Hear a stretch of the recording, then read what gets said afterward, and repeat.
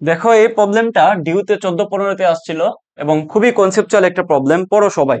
কোনো ব্যক্তি 30 ডিগ্রি ঢালের 5 মিটার উঁচু ঘর্ষণবিহীন তল বরাবর একটি 100 নিউটন ব্লক টেনে তুলছে।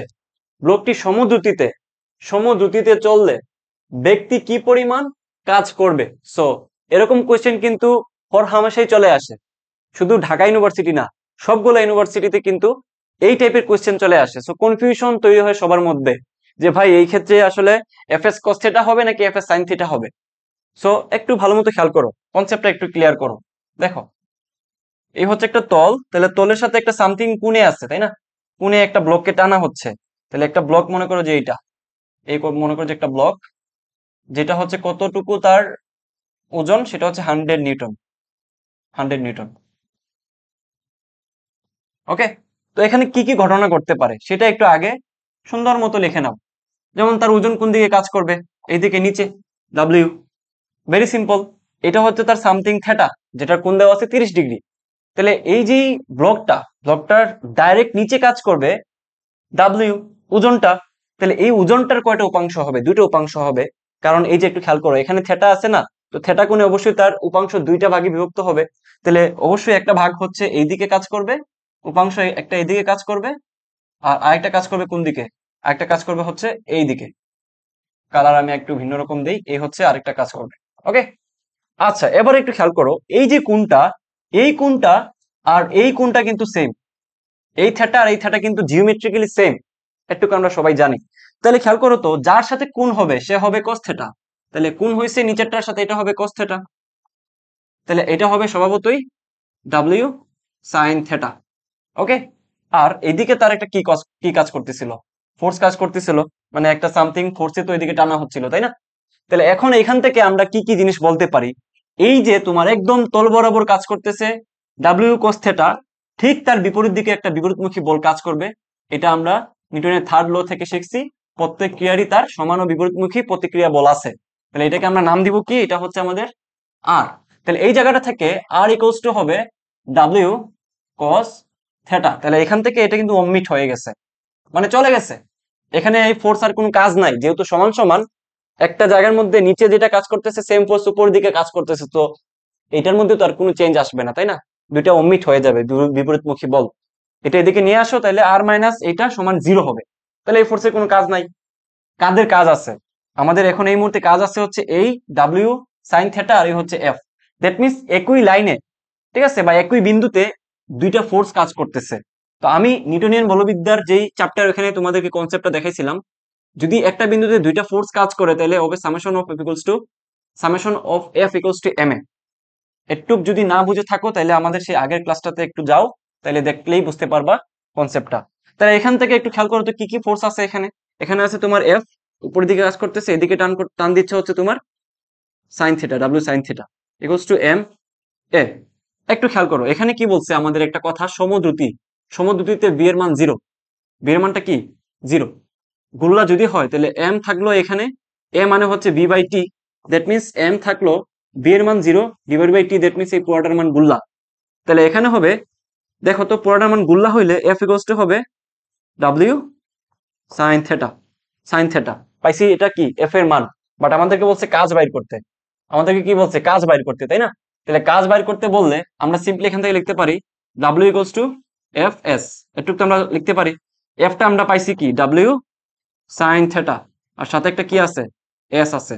তাহলে ডাব্লিউ এখানে ছিল কত? 100 নিউটন।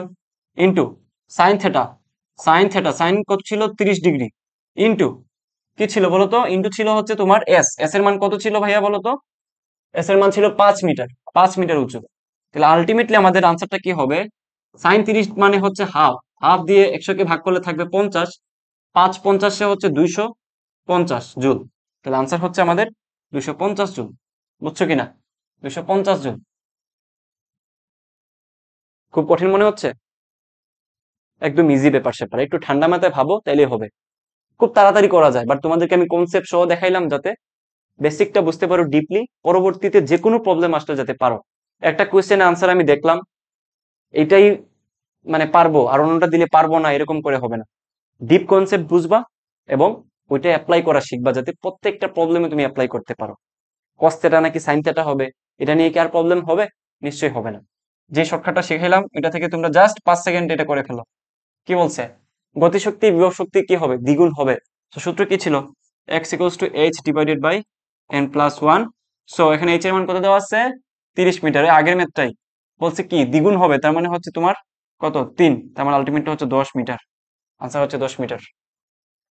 সে ফর এক্সাম্পল মনে করো যে এখানে একটা বস্তু ছিল, একটা বস্তু, যে বস্তু কোথায় পড়তেছে? মূলত নিচে পড়তেছে। তো আমি ধরে নিচ্ছি ভূমি থেকে এই উচ্চতায় আছে সে। ভূমি থেকে কোথায় আছে? এই উচ্চতায় আছে, তাই না? এই হচ্ছে ভূমি, এই উচ্চতায় আছে। ওকে, আচ্ছা। এখন আমি ধরে নিচ্ছি কি যে এই যে বস্তুটা ছিল, ওই বস্তুটা মূলত এই যে এক্স, ভূমি থেকে এক্স পরিমাণ উচ্চতাটাতে, যে তার এই যে এই ঘটনাটা ঘটে, ইকে ইকুয়ালস টু হয়ে যায় এন ইন্টু ইপি। তাহলে উপরের অংশটুকে কি বলবো? আমাদের সেই চিরচেনা নিয়ম অনুসারে এইচ মাইনাস এক্স, কারণ আমরা পুরাটুকু যে মানটা ছিল ওইটাকে আমরা বলছি কি এইচ। তাহলে এই যে সিনারিও, এখান থেকে আমরা কি কি বলতে পারি?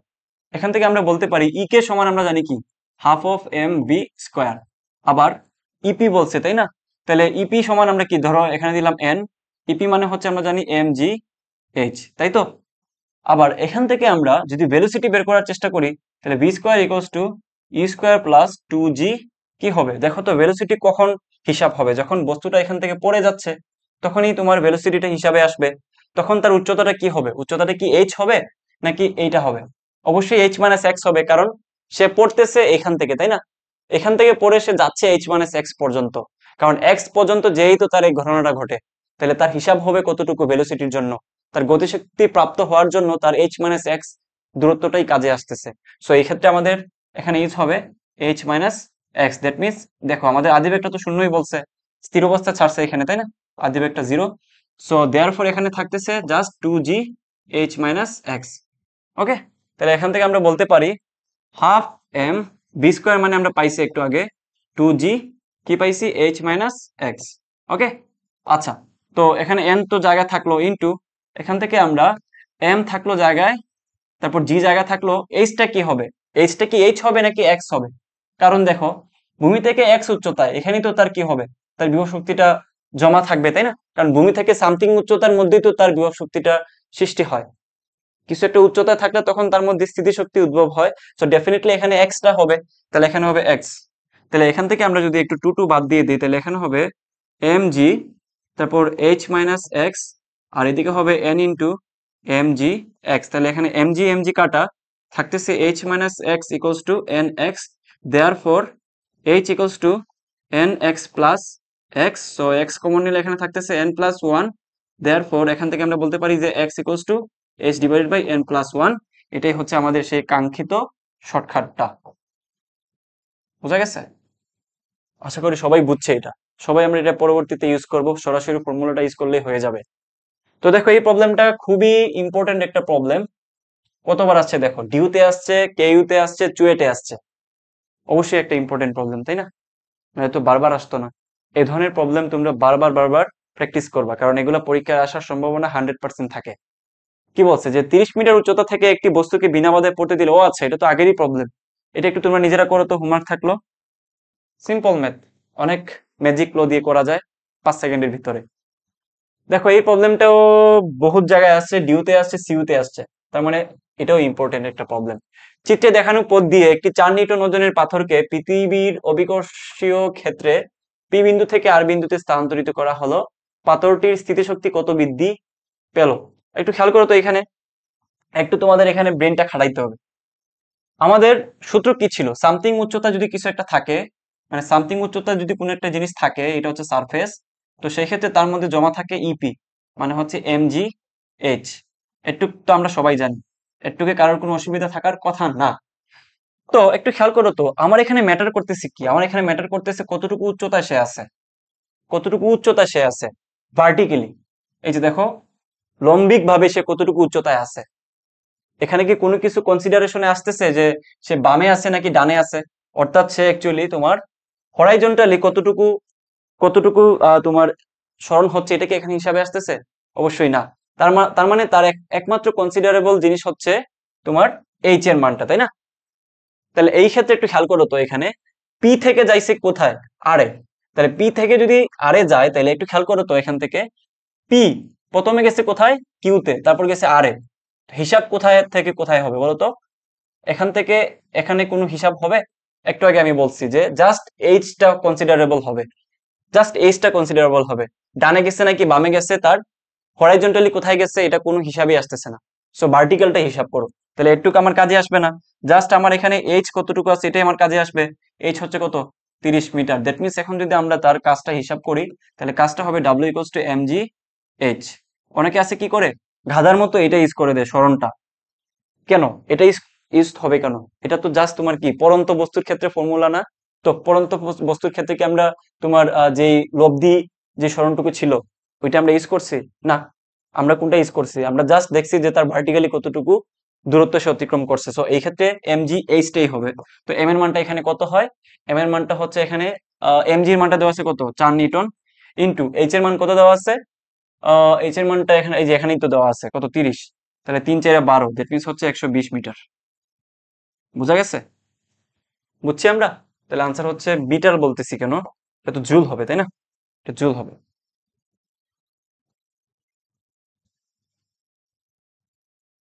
নেক্সট দেখো, এই প্রবলেমটাও অনেকবার আসছে, ডিউতে আসছে, সিউতে আসছে, দুইবার আসছে। সো এটাও খুব ইম্পর্টেন্ট একটা প্রবলেম।